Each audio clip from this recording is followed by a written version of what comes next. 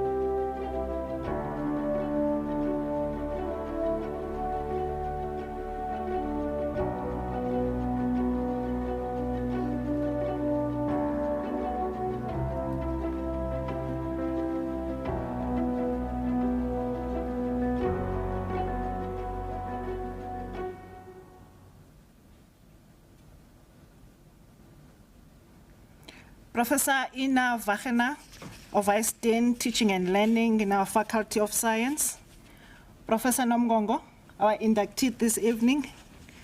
Professor Richard Mkhwalezi, our respondent, who's a full professor of membrane science and technology at UNISA. Senior leaders of the university, members of Senate and other academics, our online audience on Facebook and YouTube, distinguished guests, ladies and gentlemen, Sanbonani, Huyenand, good evening, Tobela. It is indeed a great honor and special privilege for me to welcome you to the Professorial Inaugural Lecture of Philiswa Nomngongo.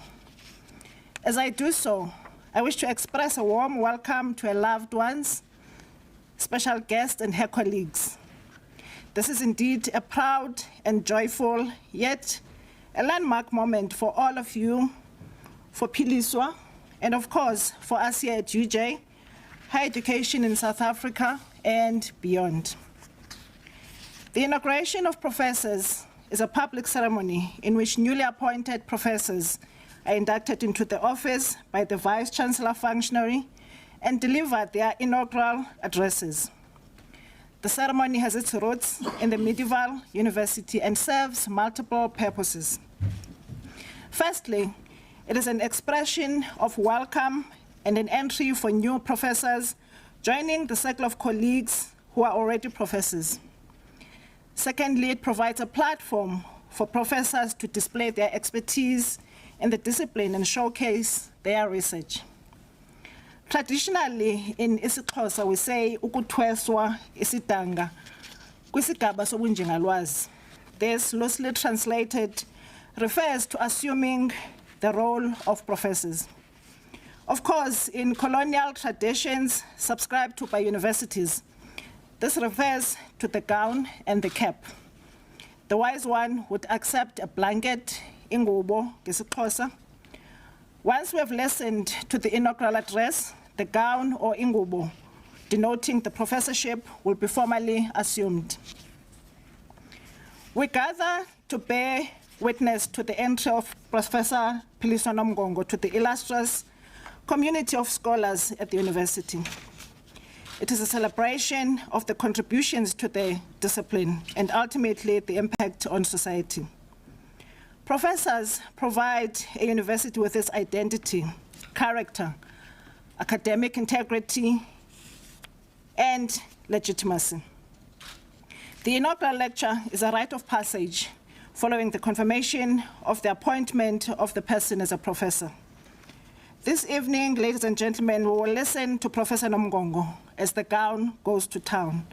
By this, I mean that the power of the inaugural address is when the expertise is showcased beyond the corridors of the university and reverberates with society.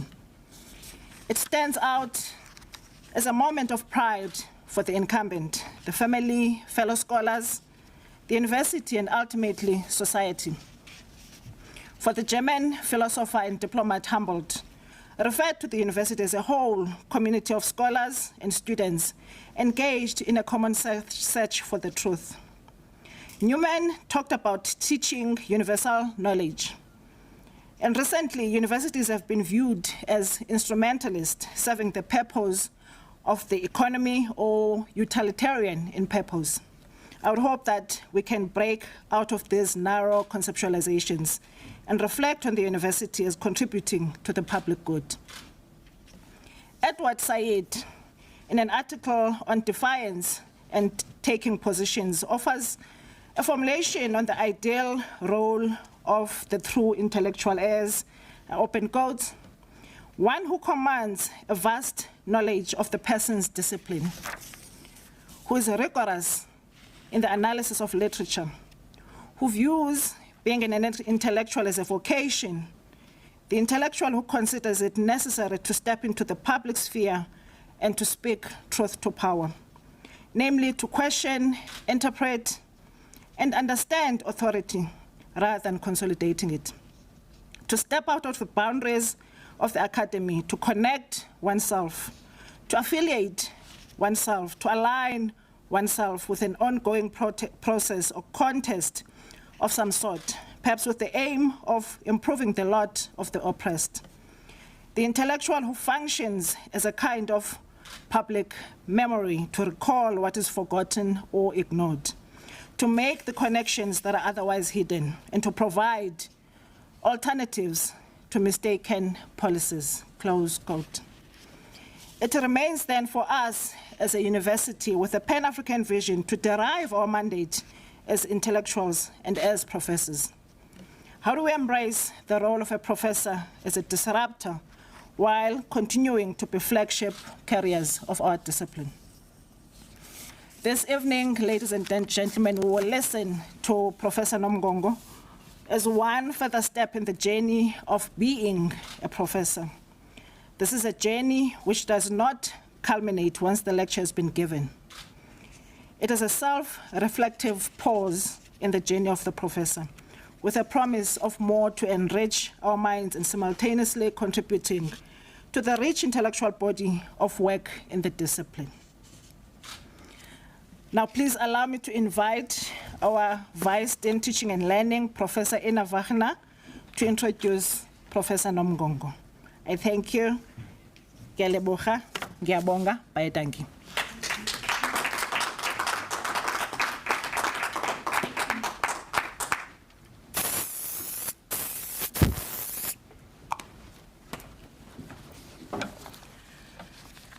Thank you, Ms. Mamorari, and good evening, ladies and gentlemen. It is my pleasure to introduce Professor Nomngongo. Prof Philiswa Nomngongo was born and raised in Flagstaff, Eastern Cape in South Africa in 1984. After completing her matric in Jikandaba Secondary School, she completed her BSc in Applied Chemistry 2008, a BSc Honours in Chemistry in 2009, and an MSc in Chemistry 2011 at the University of KwaZulu-Natal. This was followed by a PhD in Chemistry, specializing in Analytical Chemistry in 2014 at the University of Johannesburg. In 2014, she served as a postdoctoral research fellow at the University of Johannesburg. In 2015, Prof Nomngongo joined UJ as a lecturer and was promoted as an associate and full professor in 2017 and 2020, respectively. Prof Nomngongo is a Tier 1 DST NRF South African Research Chair in Nanotechnology for Water with the NRF Y1 rating.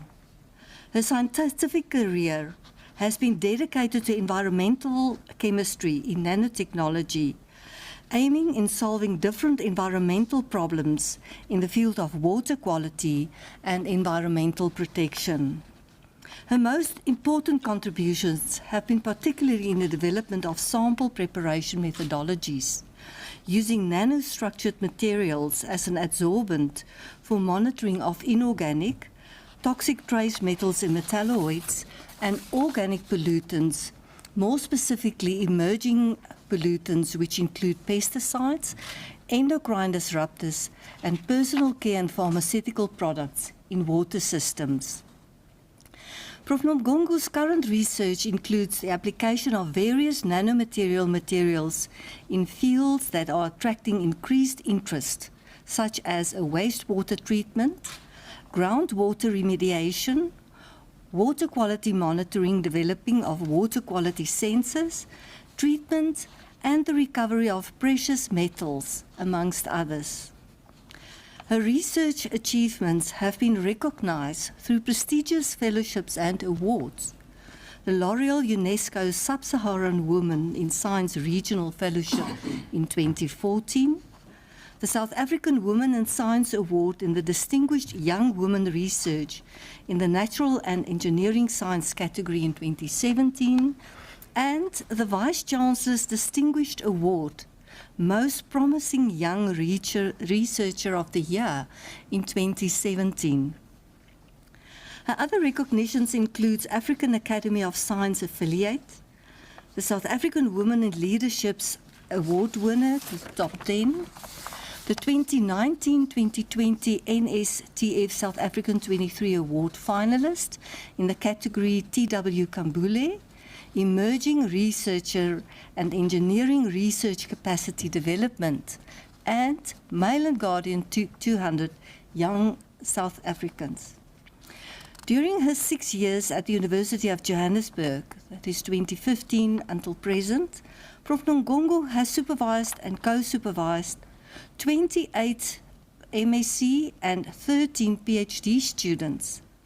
She is currently the supervisor or co-supervisor of a number of MSc and PhD students.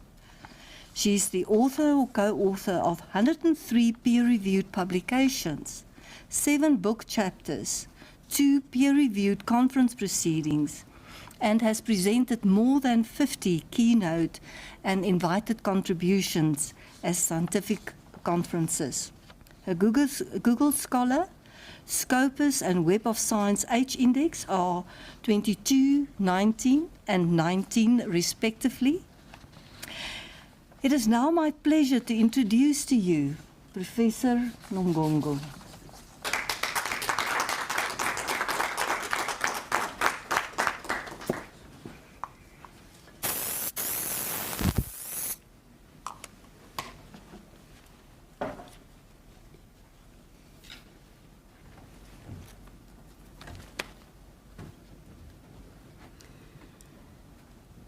To my family, friends, colleagues, students, and the audience online, good evening. In this evening, I would like to introduce my journey to you and where it started and where it's going. And my journey has been along in nanotechnology and environmental analytical chemistry. Now, one thing that we would need to understand is how do the two come together? How did we manage to make them to come together to solve the environmental issues? First of all, one thing that we have noticed, even if as a community, is that when we work together, we actually come with solutions. This same applies when it comes to academic, when it comes to research. When different disciplines, different subjects come together, they come with a solution. So the picture here depicts one thing that we can call it a multidisciplinary, a inter, or a cross-disciplinary, depending on how you would like to define it. And how does this work? It works in this way that when you mix different fields, they solve a major challenge that we have, because one person cannot solve many problems that we have. And then also, one thing that helps a lot in terms of dealing with challenges that we might have in the research sphere is that the collaboration between the subjects, it helps in getting a solution to the problems. And also, as I mentioned, if we know that our traditional subject, we know our traditional fields, but there is that they cannot solve that particular problem. So there is it's not very distinct to use one subject.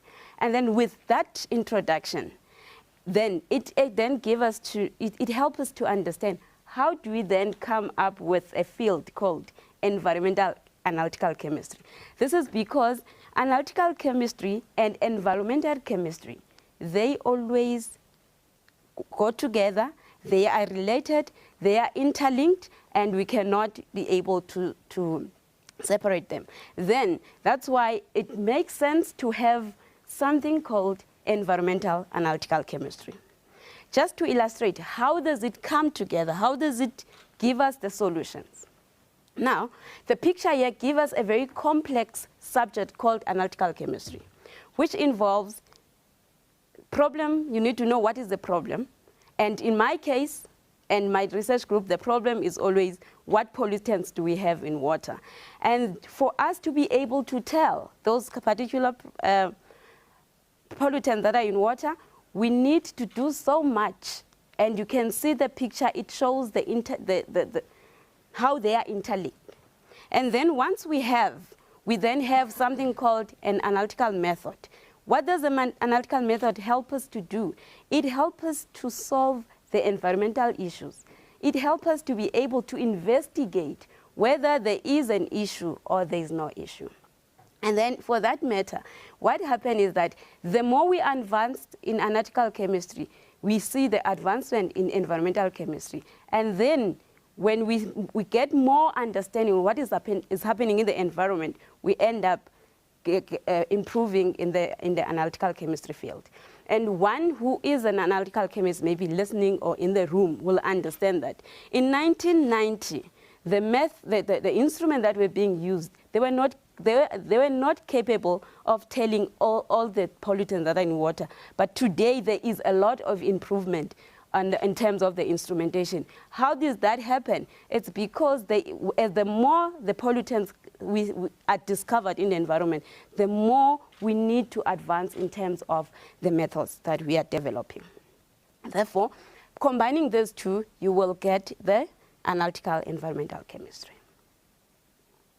And then, how does then nanotechnology come in this particular field? Is that when we look at the complex picture for the analytical chemistry that we had, is that you will see there are so many things that are interlinked, and those things, they can be broken into three subsections, which is a sample collection. I need to know where to sample my water. I need to prepare the sample so that it can fit to the instrument, and then I need to know how much is there. Once I know how much is there, then I can be able to have the results. I can give them to the policymakers. I can give them to the environmental protection agencies. You can publish them once you know those. But now, what happened is that nanotechnology then helps us to be able to shorten those steps that we have into smaller steps. For instance, it helps us to deal with the sampling. Imagine every day going to go to the river and get the sample, and only to find that there is nothing, there is no pollutant, the water is clean. So what happened? Nanotechnology helps us to design devices that can help us into sampling, called samplers. Samplers you can just put in the river and then take it and go to the lab and analyze, as opposed to getting 50 liters of water from the river. And also you can have sensors. Chemical sensors can tell you there is arsenic, there is lead, there is antibiotics, depending on how you make them. So what is the advantage of using nanotechnology in environmental and analytical chemistry is that it reduces the amount of work that we would have if we were to use our traditional ways of doing things. And also, then my main focus is always on sample preparation. One will ask why. Once everything goes wrong on the sample preparation, it means the results that you are going to get are not the representative of what is happening in the environment. So our focus is on the cleanup method, extraction method, that then allows us to be able to detect the very small amount of pollutants in water. And then when we move from now having a sample preparation, you have a correct one, you have collected, you have developed nice one, but you still have a very old instrument in the lab.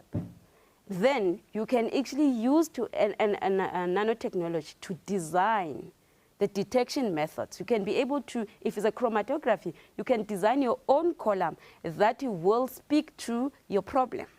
And that's how then, in my group, we managed to combine the nanotechnology and the environmental analytical chemistry. Now, here it shows what is my interest. My interest is on a sample preparation. We develop methods, and once we know, we then apply nanotechnology for environmental remediation. We also look into developing sensors for water quality. Now, the next thing that we need to know, we have the background, we understand. Where did my journey start and our journey? When I mean my journey as Philiswa and our journey as my students, all of us working together. It doesn't start with a PhD. Where did me becoming an analytical chemistry start from? It started when I was a third year. We were given projects, the third year projects, and there were a wide range of projects. But there was one project that really I liked because I'm very curious. There was a project that was supposed to look at plasticizers, called something chemical. In chemical terms, we are looking at phthalates in a toys. Not the toys that we give our children to play with. They are soft. Now there's that chemical that is soft is very dangerous in the environment, and it's also dangerous to humans. So now my project was there. And my interests were not necessarily anything else. I did not know that nice toy has such a toxic chemical. So I decided to choose the project. Yes, I was not really an analytical chemist, but I was aspiring to be an analytical chemist. For 4 months, there was no results, but I was enjoying going to the lab, getting to the instrument. And where was the problem? The problem was how I prepared the sample. So I saw nothing for 4 months until I went back again and talked to the supervisor and said, you need to check on how you are doing the things. Then I moved on that because 6 months is very short. The owners are like, okay, I think I still need to go and check if I can be able to detect this chemical, because now this chemical is of interest to me. Unfortunately, the project was not available for honors. So that's one thing that kept me moving, because I really wanted to go back to that toy and check, can I see the particular chemical that I'm looking for? But even today, I haven't went back to my third year project. And for masters, I developed sensors for metals in water. Then for PhD, things changed, because for PhD, I was sponsored by Sasol. So Sasol is not water, Sasol is petrol. So what I did there, I had to develop methods on looking at the quality of petrol that Sasol produce. And one thing that makes the petrol not to be of good quality is metals. Metals damages your engine. So now they need to make sure that the metals, if they are there at all, they are in a very small amount, in a small concentration. So now that was my journey, a very interesting journey, because people that I was working with in the lab, they were not spending time with me because petrol can smell a lot. But what I've done there, I managed to apply nanotechnology, because I was working in a big group. So one of our group member was developing nanomaterials. And I was interested in testing his nanomaterials, if it can be able to extract metals from petrol, and I'll be able to detect. Then that was carbon nanofibers that we prepared. And then we also prepared cellulose nanofibers. Then we tested, and the work was published in 2013. And then the next thing, because now I've learned the trick from others, then I started to read more about nanotechnology. From that point, I managed to make a material called alumina. Alumina is natural occurring, but you can make it in the lab. Then alumina allowed me to be very innovative, making a type of a sample preparation that will not allow me to be in the lab, because petrol smells. So it can a little bit operate itself. But from there, we managed also to publish the work. Then the last one that I've done, that was then published in 2015, that was my last work for PhD. It's when I combine alumina and titanium to make an adsorbent that can be able to extract metal. So what did I get from what I was doing? I managed to compare the different type of petrols that are sold in South Africa and see the metal content, of which it shows that in some cases, depending on which one you are buying, there are more metals, and others they don't have metals. Then from there, now that I've done all the other methods during my career as a student. Now from 2015 and onwards, our question was, how can we convert a dirty water from a treatment plant to a very clean, small extract that will be able to tell us exactly what is in the water sample? And how did we achieve this? We achieved this by developing different methods. Now, in this case, we already have an expertise in terms of making a nanoadsorbent so that we can be able to design our own methods. The method that we designed first was something we call dispersive solid phase extraction that allowed us to be able to quantify metals in drinking water, in wastewater, in river water, and also be able to quantify pharmaceutical and personal care products in our water system. And one will ask why we have to be interested in pharmaceuticals and all these things is that when we, at home, we drink our tablets, and sometimes we don't finish them. The simplest way we want to do is to put them and flush them, and they go to the river system. Now, one thing that we need to understand is that for this world to be like this, there is a balance. So when we kill one, it means there will be no balance, there will be a problem. So it's either, if it doesn't affect you as a human being, it affects Mr. Frog there. And Mr. Frog, he also wants to live. And then we also always think about fish because we eat, but there are other things that fish eat that need to be protected. So now, what we do, we then want to know, after we have treated the water, how much is in it's left in the water. Then those methods that we developed, they allowed us to be able to look, to quantify and know the concentration of those. And this work has resulted to 28 publications, and it was done by 13 students, both PhD and master students. And then we further tried to be innovative now, because remember, if you look at the first slides, the previous slides that I presented, is that in analytical chemistry, we need to keep on improving so that we advance in knowing what is in our water. So now we wanted to make an automated system, but we started with something we called an in-syringe type of a sample preparation method. Then from there, we were able to detect parabens in water. What was very interesting is that we were able even to detect in the tap water in the lab. So what does this tell us? It tells us that, yes, they go to the treatment plant, but they are not completely removed. Also, one thing that also told us is that when we look at the spectrum of South Africa, there are two mostly used parabens in our lotions, in our medication that are used as antimicrobials, and others that are used as to make sure that the products that we have, they have a longer shelf life. So those two were detected even in our tap water. So they miss all the treatment stages until they come to the tap water. But I would say don't be afraid, because they were in a lower concentration. But the one thing that will make you more afraid is that, is it constantly happening? Because if it's constantly happening, it means it's going to accumulate, and then it may become problematic. So we managed to do that, and this was a very interesting part, because we then went back to the shops at Dischem, because Dischem sells almost everything, and then we go to the look at which are the major products that have these particular parabens.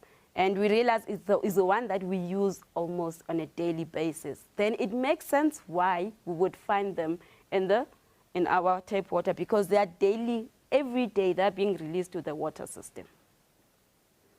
And we also now recently looked at another type of nanomaterials, which is molecular imprinted polymers. These ones are meant to target a specific pollutant so that you are able to accurately detect it. And this work, as was done, was one of the master students, and is being accepted in a good journal. Okay, now what does the results tell us? Also, what did the results that we've got help us to do in the lab? They actually help us to be able to differentiate between rural area water and the urban area water pollution. And one will ask me, why I would be interested, I'm in Joburg, why am I interested in rural areas? That's where I come from. So I need to know what we drink, is it clean? So what we notice is that when we look at the urban water, the problem is a sewage treatment, is industrial effluents, is improper disposal, is a runoff from the roads. But in a rural area, that's another different story. In rural area, it's going to be the animal waste, meaning that you will have a lot of microbial microbial pollutants in the water. And then you will have fertilizers, because they do agriculture.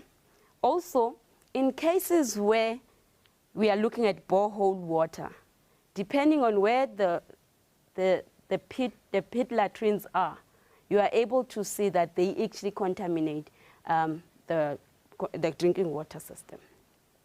Then this is a very typical example that we've picked up. We did some, in collaboration with Inauguration municipality in the Eastern Cape, we managed to sample water in many regions where they use both spring water and borehole water. One would ask why we chose that is because I know for sure that we don't have treatment plants. All that we have is either we have a borehole that was pumped and then take to the community. And we also, I know where I come from, that we go to the spring to get water. So that's why the interest was. So what was interesting is that borehole water, depending on where it is, it will be good for drinking. But the one that is the spring water, because it's unprotected, the community might sharing the water with the animals, then you will see that the water is actually not fit for drinking because it has a lot of microbial pollutants. Then in addition, it also tells us that not every clean water is clean. Because if you look at that particular water, is clear like the water that is in front of me right now. But then the methodologies that we develop in our group helped us to be able to actually speak to the people that we're working with, and to be able to understand certain things. And I believe that based on the results that we've got, they will be able to implement certain measures in order to make sure that the water that we give to our people is fit for drinking. Now that we know, what next? Okay, what we did, because we have known all these list of pollutants that are listed on the slide, that they exist in the water depending where you sampled it. So the next thing that we did, we play around with the same nanomaterials to try and remove these pollutants. For instance, we saw that if ever it's close to the agricultural area, there are more chances of getting antibiotics called fluoroquinolones, because they are used for the animal. So when you get those water, we try to remove the antibiotics, and then we manage to prepare a very powerful material from a starch mixed with chitosan. These are natural materials. Then we were able to remove the fluoroquinolones. The next one was to develop a method, because now we know there are parabens. Can we be able to remove them? And we used a magnetic adsorbent to remove pollutants from water. We also looked at dye removal. We also looked at developing metal organic frameworks to remove metals from acid mine drainage and wastewater. And we also recently joined the group with Professor Motlwadi, where we now coming to the area of membrane for water treatment. And we managed to get one publication for now. And I believe many more will be coming for dye removal. Now, we've done all that. What next? First of all, going to the river, getting all the bottles of water and not getting what you are looking for, it's a cumbersome. So one thing that we want to start doing now is to prepare samplers that will be able to give us, to trap the metals, to trap the pollutants, and be able to take the samplers and go to the lab. That will be easier than having a lot of bottles in the car. And also, we want to develop our own small devices as sample preparation materials that will help us to shorten the time for analysis. Remember, I said when we advance in environmental issues, we need improvement in analytical chemistry. And these routes will help us to improve in the analytical chemistry field. We also now, in a collaboration with mechanical engineering, we managed to develop a sensor for measuring the pH, DO. We also want to do fluoride and chloride. Why are we interested in this? Is because now we know that the water we are looking at, they are not the same. Our needs are not the same. This will be fit for the rural area communities where they can be able to test the water and see if those parameters, we first educate them so that they understand what the numbers mean. When they know the numbers, then they can be able to operate the sensors. We're also now looking into recycling. We are looking at making morphs from the PET plastics. And then lastly, we want to develop greener methods because we don't want to harm the environment. This will not be possible without UJ and all the other partners that are listed, and also the funding from all the funding institutions. Also, it won't be possible without my family. They've been very supportive. When I have a lot of work, they will all come with me to the lab, to the office, so we work, even if we leave at 12 o'clock, as long as we are all in one office. And I'm really grateful for that. I'm also grateful for my students. They've been willing to work hard. When I think about them, I become very emotional. And I would like to thank you for listening.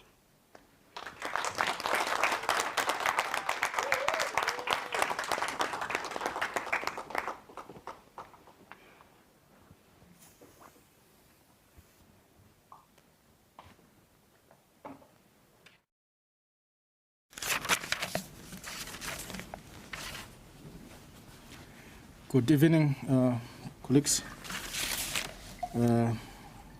Greetings to His Nolazi Mamanara, Prof Wagenaar,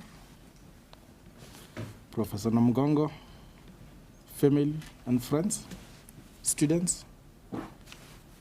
I'd also like to offer my greetings to the people at home as well. If you are proactive and you don't have to wait. You don't have to wait for circumstances.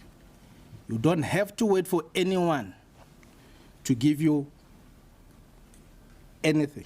You can create your own today and make an impact. You can create your own vision and make it into a reality. These are the ways of Stephen Covey. And of course, they do speak to a lot of people. They speak to all of us. But they also find measure in how certain people within our midst are able to live up to those standards. So you need to be able to create the tomorrow that you want, through the way you lead your own research, the way you lead your own life, the way you make networks in society. So when Prof Nomngongo asked me to offer this response, the first question that I asked her was, there are better people to offer this response on your behalf. Because I've known Prof Nomngongo for the past 7 years, and I know a lot of people in her life who, when I sit in their shadows, I shiver. But here I am. But when I look back, I also found that we have got a lot of similarities as well.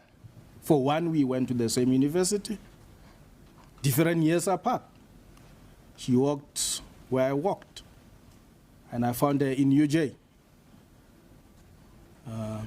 She also worked in one of the fundings that I was part of, the NIC, for the long time.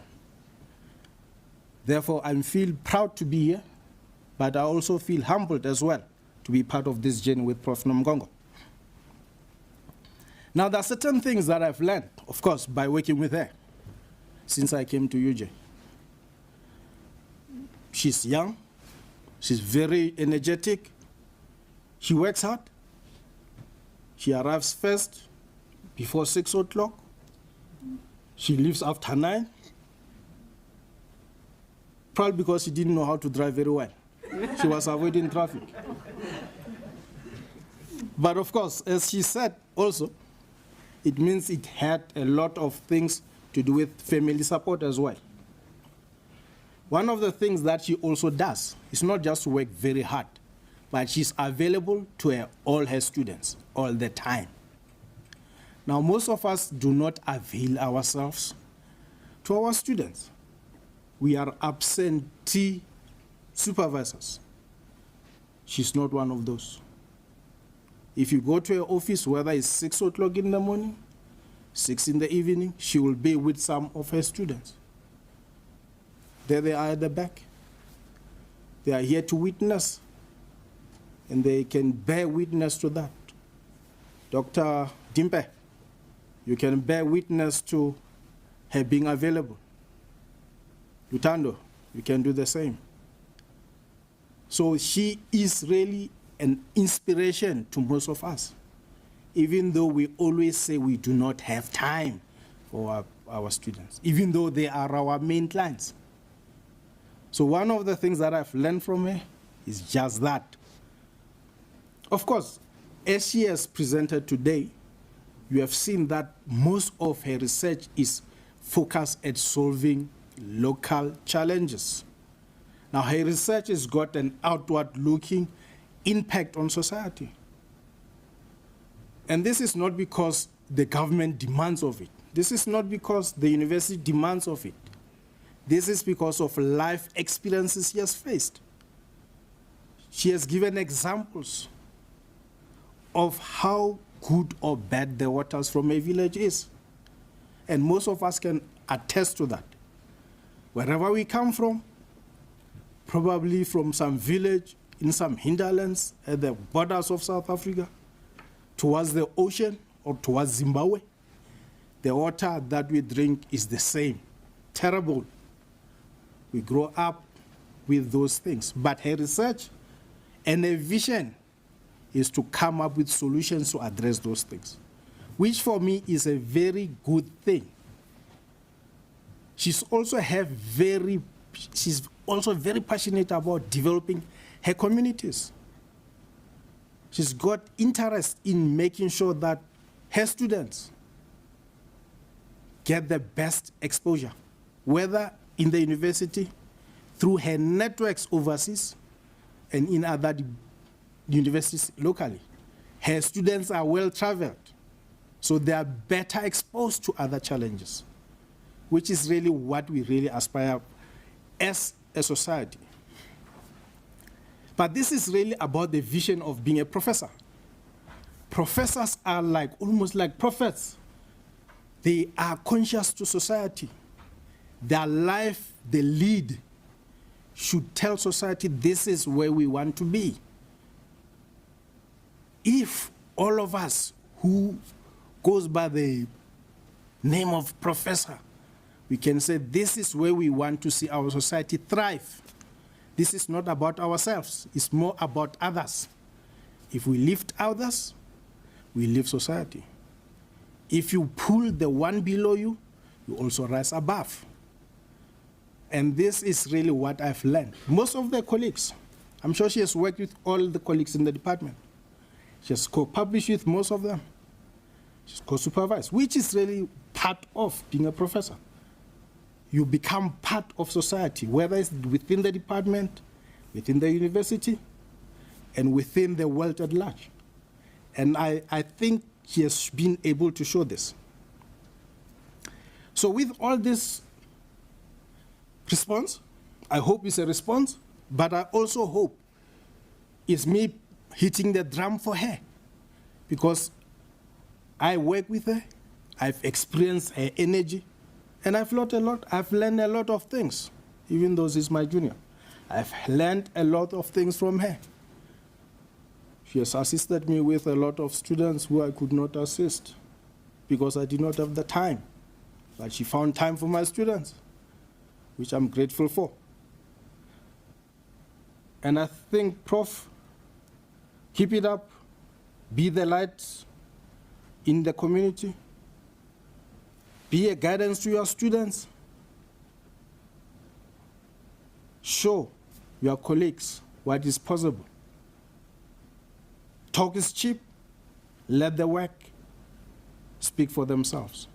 With those 3 words, I thank you very much. Thank you and good evening.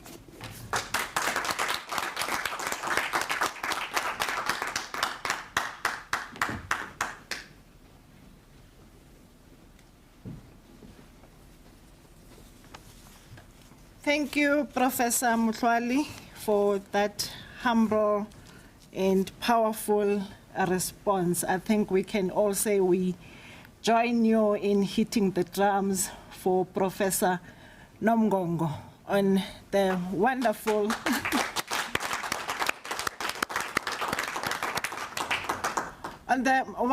clear and very impactful lecture that she delivered today, and most importantly, the work that she does.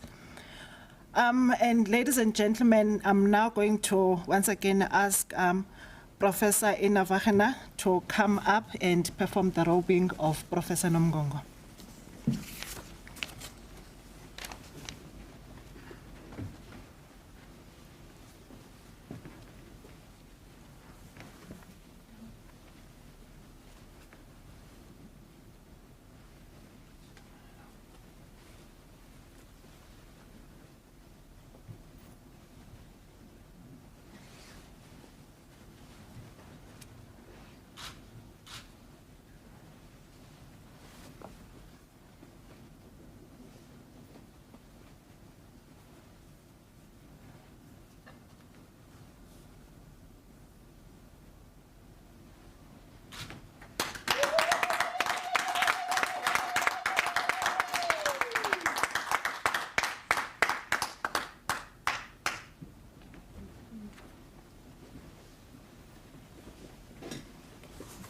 Sithi halala mangwanguli.